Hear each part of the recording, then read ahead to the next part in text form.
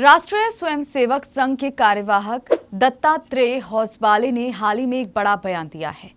अब उन्होंने बयान में अपने क्या कुछ कहा है, आइए जानते हैं। दरअसल उन्होंने कहा है कि हिंदू एकता सभी की भलाई के लिए आवश्यक है और धर्म, जाति और विचारधारा के नाम पर बांटने वाली ताकतों से सतर्क रहने की जरूरत है। उन्होंने उत्तर प्रदेश के मुख्यमंत्री योगी आदित्यनाथ की टिप्पणी "बटेंगे तो कटेंगे" का समर्थन किया है। अब क्या है ये पूरा मामला और इस बयान को लेकर क्या कुछ समर्थन मिल रहा है, आइए जानते हैं इस वीडियो में। नमस्कार, बहुत बहुत स्वागत है आप सभी का हमारे चैनल भारत राजनीति में और मैं हूं आपके साथ शिवानी मांगवानी। होसबाले ने कहा है कि यदि हम हिंदू समाज जाति, भाषा या प्रांत के भेद से बटेंगे तो निश्चित रूप से कटेंगे। इसीलिए हिंदू समाज में एकता आवश्यक है। वह यहाँ दीनदयाल उपाध्याय गौ विज्ञान अनुसंधान एवं प्रशिक्षण केंद्र परिसर में आयोजित संघ के अखिल भारतीय कार्यकारी मंडल की 2 दिवसीय बैठक के समापन पर संवाददाता सम्मेलन को संबोधित कर रहे थे। पीडीए ने बिगाड़ा खेल। 2024 के लोकसभा चुनाव में हिंदी पट्टी में पीडीए यानी कि पिछड़ा, दलित और अल्पसंख्यक के नारे ने भारतीय जनता पार्टी का खेल बिगाड़ दिया। यूपी, राजस्थान, हरियाणा, बिहार, झारखंड, महाराष्ट्र जैसे राज्यों में बीजेपी को भारी नुकसान उठाना पड़ा। यूपी और महाराष्ट्र में बीजेपी की लोकसभा की सीटें इंडिया गठबंधन से भी कम थी। इन्हीं राज्यों में लगे झटके की वजह से पार्टी तीसरी बार अकेले दम पर पूर्ण बहुमत की सरकार बनाने से चूक गई।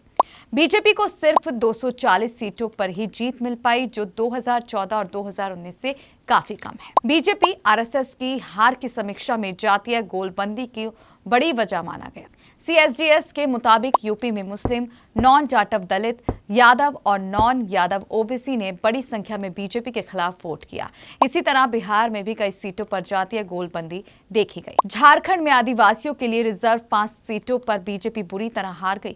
महाराष्ट्र में तो बीजेपी का परफॉर्मेंस सबसे खराब रहा। उसके सहयोगी भी ज्यादा सीटें जीतने में नाकाम नजर आए। जाति जनगणना और हिस्सेदारी की मांग। लोकसभा के बाद भी हिंदी पट्टी के राज्यों में जातिगत जनगणना और हिस्सेदारी की मांग हावी है। लंबे वक्त से यहां पार्टियां केंद्र से जाति जनगणना की मांग कर रही हैं। यूपी में तो अखिलेश यादव अपने पीडीए रणनीति को और धार देने में जुटे हैं। इसके लिए अखिलेश ने गांव में पीडीए पंचायत आयोजन कराने का फैसला किया। दूसरी तरफ दलित वोटरों को साधने के लिए कांग्रेस संविधान सम्मेलन का आयोजन कर रही है। हाल ही में रांची में राहुल गांधी ने संविधान सम्मेलन में भाग लिया था। किसके विरोध में है बटेंगे तो कटेंगे का फॉर्मूला? जी हाँ, अगर इस बारे में बात करें तो बता दें कि हिंदी पट्टी में पीडीए के फॉर्मूले को कुंद करने के लिए भारतीय जनता पार्टी ने बटेंगे तो कटेंगे का फॉर्मूला दिया है। सपा सुप्रीमो अखिलेश यादव के मुताबिक इस फॉर्मूले को एक विशेष प्रयोगशाला में तैयार किया गया है। फॉर्मूले को लागू करने का काम यूपी के सीएम को दिया गया है। दरअसल योगी आदित्यनाथ ने पहली बार बटेंगे तो कटेंगे का नारा दिया था। इसके बाद से ही यह नारा सुर्खियों में है। संघ के कार्यवाहक दत्तात्रेय होसबाले ने भी इस पर टिप्पणी की है। होसबाले का कहना है कि सबको साथ चलने का आह्वान करना कोई गलत बात नहीं है। कहा जा रहा है कि संघ और बीजेपी इस नारे के जरिए हिंदुओं को एकजुट करने की कवायद में जुटा है, जिससे जातीय उभार को आसानी से रोका जाए।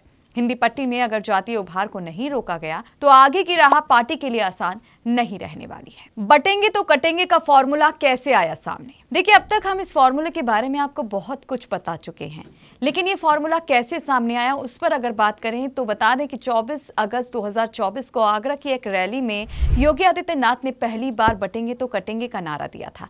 योगी ने कहा था कि आप सभी बांग्लादेश में देख रहे हैं कि कैसे लोगों को मारा जा रहा है, यहाँ भी अगर आप बांटेंगे तो कटेंगे। योगी आदित्यनाथ का ये नारा महज सहयोग नहीं था। सूत्रों के मुताबिक इस स्लोगन की स्क्रिप्टिंग जून 2024 के बाद से ही लिखी जाने लगी थी। अगस्त के पहले हफ्ते में मध्य प्रदेश की राजधानी भोपाल में आरएसएस के 23 विचारकों के साथ एक हाई लेवल मीटिंग हुई थी। इसमें बीजेपी के भी कुछ नेता शामिल थे। इस मीटिंग में हिंदी पट्टी से जातीय उभार कैसे खत्म किया जाए, इस पर चर्चा की गई थी। संघ में विचारक उन पदाधिकारियों को कहा जा रहा है जो मैगजीन या लिखा पढ़ी से संबंधित कार्यों की मॉनिटरिंग करते हैं। इसी बैठक के 20 दिन बाद योगी ने पहली बार बटेंगे तो कटेंगे के नारे का प्रयोग किया था। तो आप बताइए आपकी क्या राय है इस नारे पर, और साथ ही ये नारे को लेकर आपकी और क्या प्रतिक्रिया है, कमेंट बॉक्स में बताएं।